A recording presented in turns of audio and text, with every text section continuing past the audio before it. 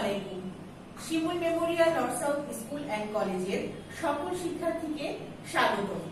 আমি জেসমিন আহমেদ খুশি দ্বিতীয় শ্রেণীর গণিত ক্লাসে সবাইকে শুভেচ্ছা জানাচ্ছি।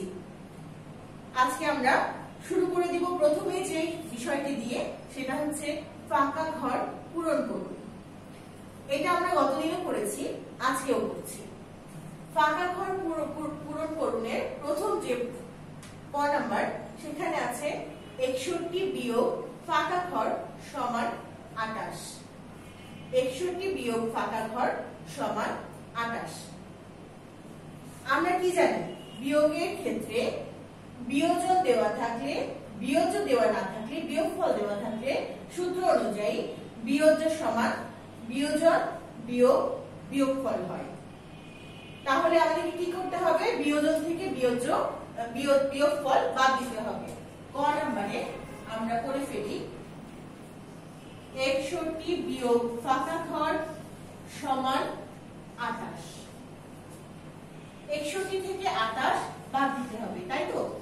61 বিয়োগ 28 সমান 61 এককের ঘরে আছে হচ্ছে 1 আর 28 এর এককের ঘরে আছে হচ্ছে 8। 1 কে 11 ধরে 8 এর পর থেকে 11 পর্যন্ত আমরা গুনবো। 8 এর পর থেকে 11 পর্যন্ত গুনি।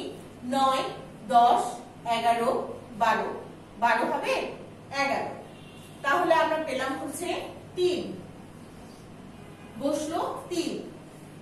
11 থেকে এই যে ধার নিলাম 11 করেছিলাম, ওই 1 ফেরত দিয়ে দিলাম 2 এর কাছে, হলো 3।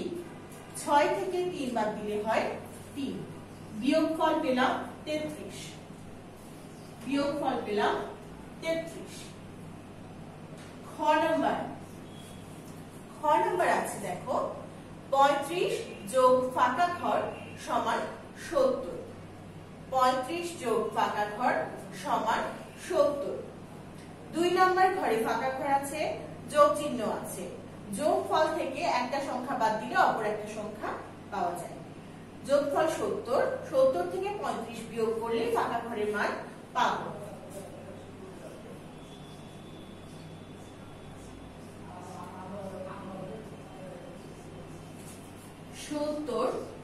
আর 35 শূন্য।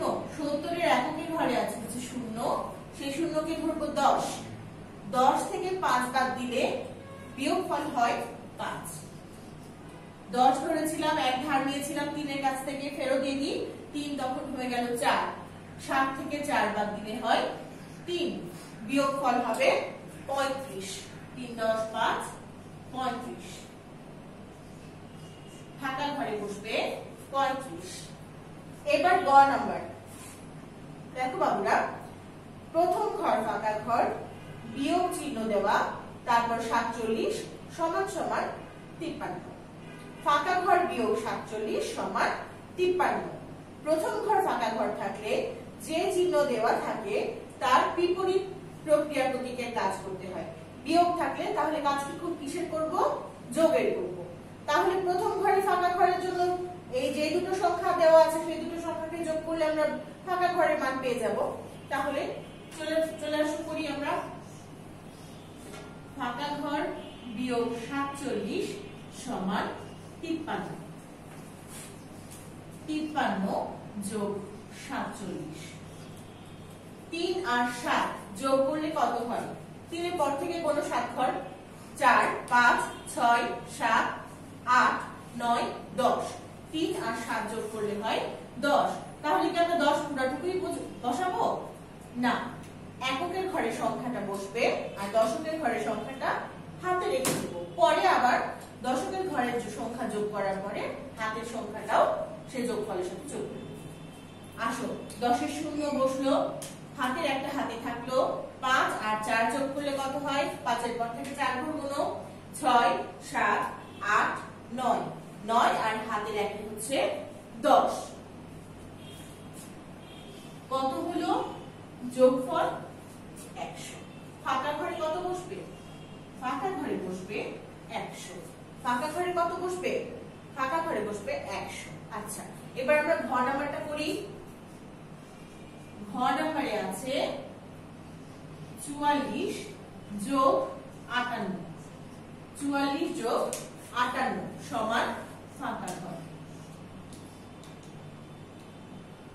এবার দেখো দুটা সংখ্যার মাঝখানে আছে যোগ, দুইটা সংখ্যায় দেওয়া আছে কি কাজ করতে হবে সেটাও বলা আছে।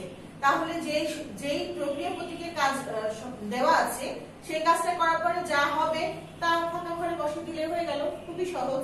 তাহলে 44 থেকে 58 যোগ করো, 44 আর 58 যোগ করো।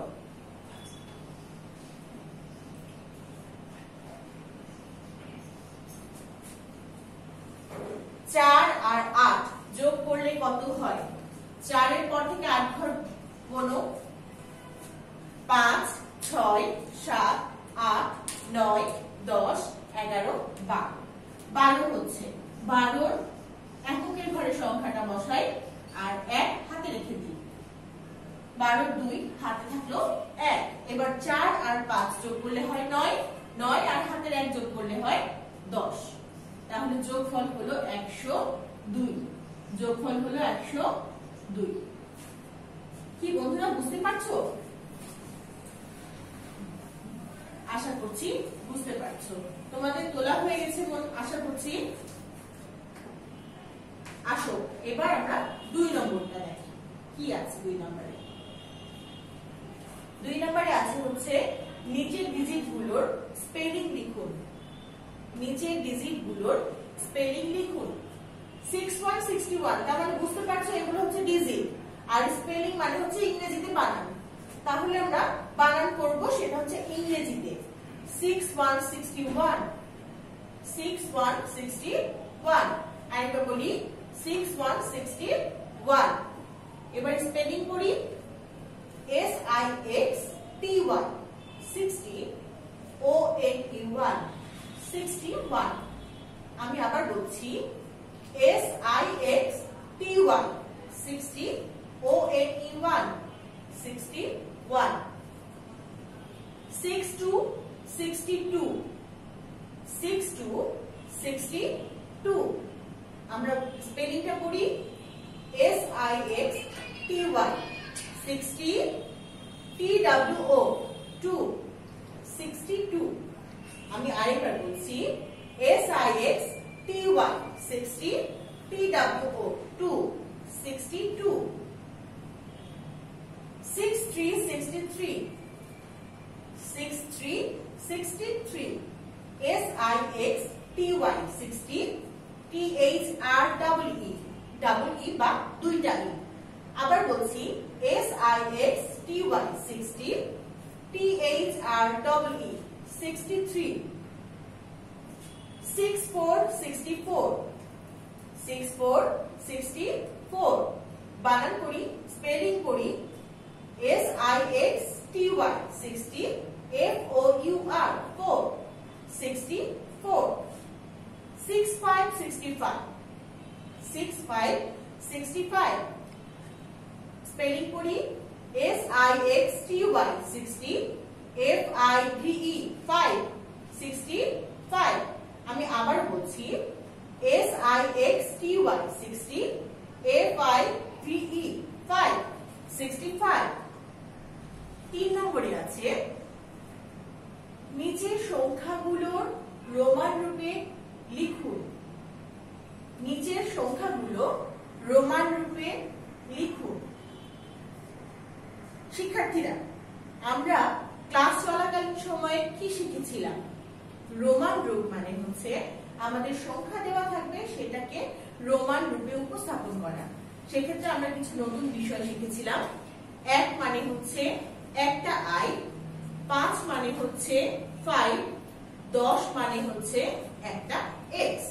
সেক্ষেত্রে আমরা যে মাঝে মাঝে মুখে মুখে বলি না যে 3 10 1 31, 3 10 2 32, অর্থাৎ 10 10 করে পড়লে আমাদের এই রোমান সংখ্যা লেখা খুব সহজ। দেখো এখানে আজকেটা আমি একটু দেখে দিই। 3 1 মানে 3 10 1 সমান কত? 31। এই দশকের মাধ্যমে পড়ে কিন্তু আমরা রোমান রূপে কিভাবে কি দিব সেটা আমরা পাবো। দেখো 3 10 মানে 3টা 10 আর 1 একটা 1 মানে তিনটা 10 1 2 3 তিনটা x ব্যবহার করেছি আর একটা i ব্যবহার করেছি। তিনটা x একটা i, ট্রিপল x i মানে হচ্ছে 31। দেখো 32 এ কি হচ্ছে, তিনটা x দুইটা i, 3 10 2, 2 মানে দুইটা i আর 3 10 মানে তিনটা 10, দেখেছো 32 হলো। এবার দেখো 33, 3 10 3 মানে তিনটা 10 হবে আর তিনটা i হবে, ঠিক আছে না বাবুরা? তিনটা 10 মানে তিনটা x ট্রিপল i। 34, তিনটা x আর iv, 34 iv মানে হচ্ছে 4, 3 10 5, তিনটা 10 আর একটা 5 মানে v। এবার আমরা প্রথম থেকে পড়ে আসি, এটা তো আমরা বোঝার জন্য পড়লাম। এবার মুখে আমরা সরাসরি কি বলবো? 3 10 1 31, triple x i, 3 10 2 32, triple x double i, 3 10 3 33, triple x triple i, 3 10 4 34, triple x iv, 3 10 5 35, triple x v। শিক্ষার্থী বৃন্দরা, তোমরা কি বুঝতে পারছো কিভাবে আমরা রোমান রূপে সংখ্যা সহজেই লিখতে পারি? আশা করছি পারছো। এবার আমরা 4 নম্বরে চলে যাব। দুইটা তথ্য আজকে আমরা নতুন দিব, নতুন জিনিস। আমরা গতদিন শিখেছিলাম মিটার মানে কি, দৈর্ঘ্য পরিমাপের মূল একক, ক্ষুদ্রতম একক, এই দুটা তথ্য শিখেছি। আজকে আমরা শিখব 1 মিটার সমান কত সেন্টিমিটার।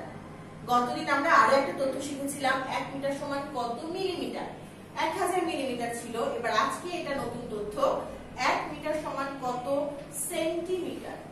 খেয়াল করবে, 1 মিটার সমান কত সেন্টিমিটার। 1 মিটার সমান 100 সেন্টিমিটার, 1 মিটার সমান 100 সেন্টিমিটার। আবার বলছি, 1 মিটার সমান 100 সেন্টিমিটার। খ নম্বর আছে, গুণের রাশি কয়টি ও কি কি? গুণের রাশি কয়টি ও কি কি? গুণের রাশি আছে 3টি। গুণের রাশি কয়টি? 3টি। কি কি? গুণ্য, গুণক, গুণফল। আমি আবারও বলছি, গুণের রাশি কয়টি? গুণের রাশি হচ্ছে 3টি। কি কি?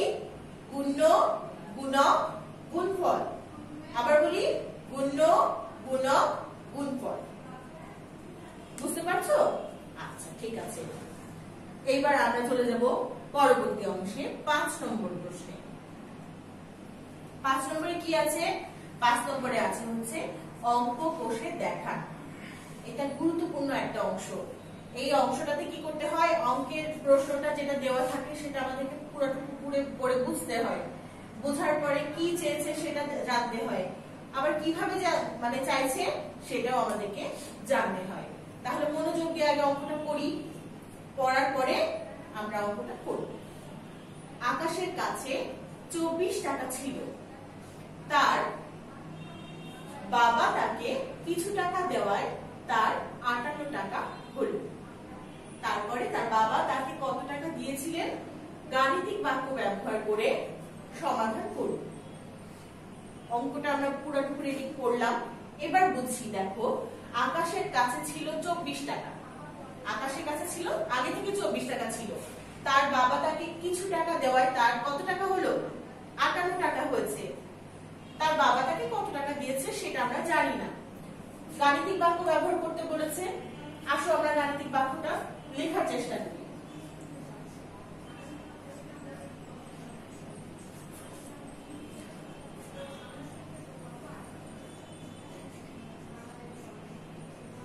গাণিতিক বাক্য, ঠিক আছে?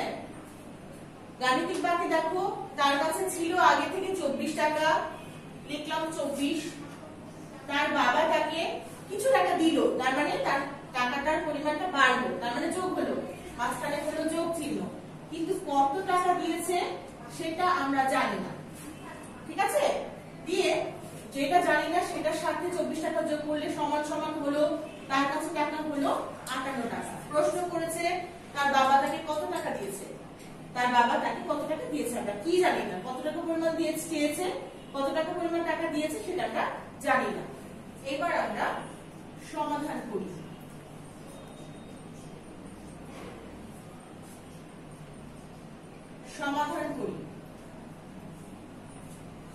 দেখো ফাঁকা ঘর পূরণের যে অঙ্কগুলো করছিলাম সেই অঙ্কগুলোতে আমরা কিন্তু শিখেছি দ্বিতীয় ঘরে ফাঁকা ঘর থাকলে, হ্যাঁ, এইখানে বড় সংখ্যা যেটা থাকবে সেই বড় সংখ্যা থেকে ছোট সংখ্যাটা বাদ দিতে হবে, তাই না? 58 থেকে 24 বাদ দিতে হবে। তাহলে 58 টাকাটা কিসের টাকা? এটা হচ্ছে ওর বাবা দেওয়ার পরে তার কাছে হলো, এই 58 টাকাটা হলো। তাহলে আমরা লিখতে পারি আকাশের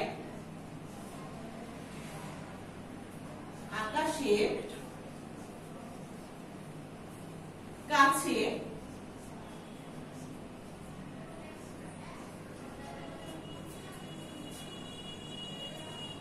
মোট হলো, আকাশের কাছে মোট হলো 58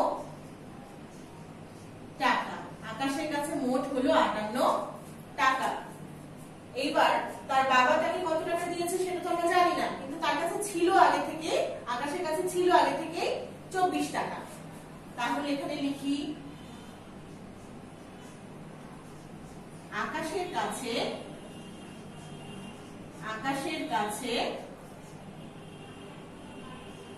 ছিল, আকাশের কাছে ছিল কত টাকা? 24 টাকা। আমরা সংখ্যার নিচে সংখ্যা বসাবো, সংখ্যার নিচে সংখ্যা না বসালে যোগ বিয়োগ গুণ ভাগ যাই করো তোমাদের ক্যালকুলেশন করতে গিয়ে ভুল হয়ে যাবে, ঠিক আছে? আচ্ছা, আকাশের কাছে মোট হলো 58 টাকা আর আকাশের কাছে ছিল 24 টাকা। এবার তার বাবা তাকে দিল তাহলে কত টাকা? অতএব তার বাবা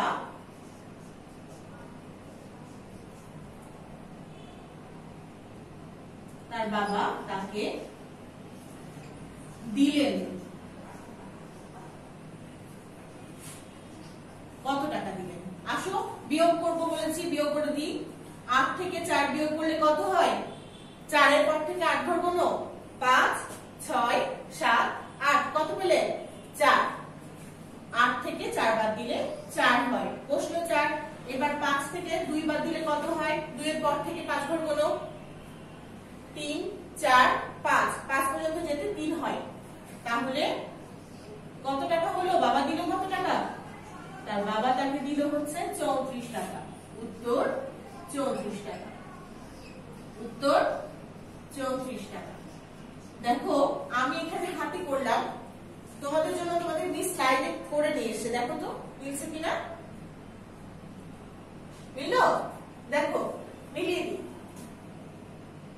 গাণিতিক বাক্য, তার কাছে ছিল আগে থেকে 24 টাকা, তার সাথে তার বাবা তাকে কিছুটা পরিমাণ টাকা দিয়েছে জন্য তার কাছে হলো 58 টাকা। তাহলে 24 যোগ ফাঁকা ঘর সমান 58। এবার দেখো আমরা গাণিতিক বাক্যটা বুঝলাম, এটা হচ্ছে গাণিতিক বাক্য হলো। এবার দেখো সমাধানটা আমরা লিখে লিখে করছি, যেহেতু কথায় অঙ্ক কথায় উত্তর দিতে হবে। আকাশের কাছে মোট আছে বা হলো কত টাকা? 58 টাকা। আগে ছিল কত টাকা? 24 টাকা। এই যে দেখো আগে ছিল 24 টাকা। আচ্ছা, আকাশের বাবা তাকে দিয়েছিলেন কত টাকা? তাহলে কি করছে? 58 থেকে 24 বিয়োগ করছে, 8 থেকে 4 বাদ দিলে 4, 5 থেকে 2 বাদ দিলে 3। উত্তর 34 টাকা। আমরা কিন্তু অবশ্যই উত্তরটা আলাদাভাবে লিখবো, এটাই আসল উত্তর, ঠিক আছে? কিন্তু তার মানে কিন্তু এই অঙ্কটা যে না করলে হবে তা না, এই অঙ্কটাও করতে হবে। শিক্ষার্থীবৃন্দ, আজকের ক্লাস তোমাদের কেমন লাগলো? আশা করছি ভালো লাগছে। তোমরা আজকের ক্লাসের প্রেক্ষিতে আগামী কালকে দিবে ফিডব্যাক। আজকে ক্লাস নম্বর 2 হলো, হ্যাঁ, দ্বিতীয় ক্লাস ছিল। এই ক্লাসটা বাসায় বসে ভালোভাবে চর্চা করবে। তোমাদের কাছে ফিডব্যাকের শীট অলরেডি চলে গেছে, তোমরা সেটার প্রেক্ষিতে ফিডব্যাকটা দেওয়ার চেষ্টা করবে। আশা করছি ভালো থাকবে, সবাই সুস্থ ও নিরাপদে থাকবে, বিশেষ করে বাসায় থাকবে, বাইরে যাওয়ার জন্য জেদ করবে না। ভালো থাকো সবাই। আসসালামু আলাইকুম।